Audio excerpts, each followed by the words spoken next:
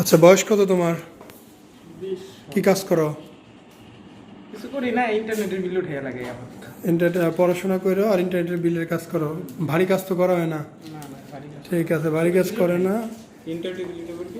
ইন্টারনেটের বিলগুলো ও আচ্ছা, তোলে আর কি। হ্যাঁ, আচ্ছা ঠিক আছে। সো আমরা কাজ শুরু করে দিলাম। হ্যাঁ, স্যারকেও জানাতে হবে। তো এই হচ্ছে অবস্থাটা, পূর্বের অবস্থা দেখতেই পাচ্ছেন। এই যে অংশটা পুরোটাই গ্ল্যান্ড, এটা মাসেল, এটা বডি হার্ডি মাসেল, এই পুরোটাই হচ্ছে গ্ল্যান্ড।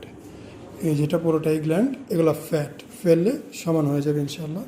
তো দেখা যাক কেমন হয়, আমরা রেজাল্ট শো করব 2 দিন পরের একটি অবস্থা। আচ্ছা, বয়স কত তোমার? সমান। এখনো পানি বেরোচ্ছে, একটু দেখি। হ্যাঁ, পানিটা মুছে করি দিই। না, ইন্টারনেটের বিল উঠে লাগে আপাতত। তো এখন পড়াশোনা শক্ত হবে, অবশ্য হবে, ভার ভার লাগবে, চাকা চাকা মনে হবে। আস্তে আস্তে ঠিক হবে, সময় লাগবে 6 মাস 8 মাস। ইন্টারনেটের বিলগুলো এরকম লাগতে পারে, কারো কারো ক্ষেত্রে দ্রুত ঠিক হয়, কারো ক্ষেত্রে একটু সময় বেশি। আমরা কাজ শুরু করে দিলাম, সময় নিতে হবে। প্রতিটি অপারেশনে যত্ন সহকারে জানাতে হবে।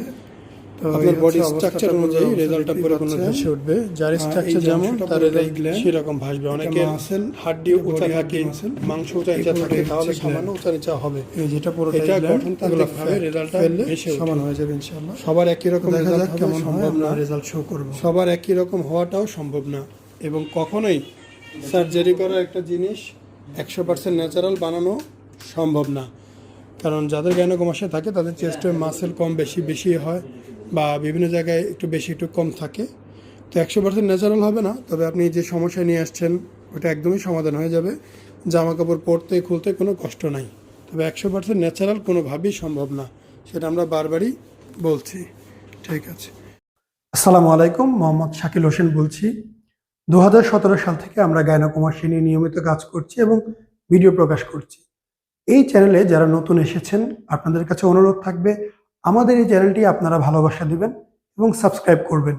এবং যারা অলরেডি সাবস্ক্রাইব করেছেন তাদেরকে অসংখ্য ধন্যবাদ। আপনারা কমেন্টের মাধ্যমে আপনাদের মতামত জানাবেন। ধন্যবাদ।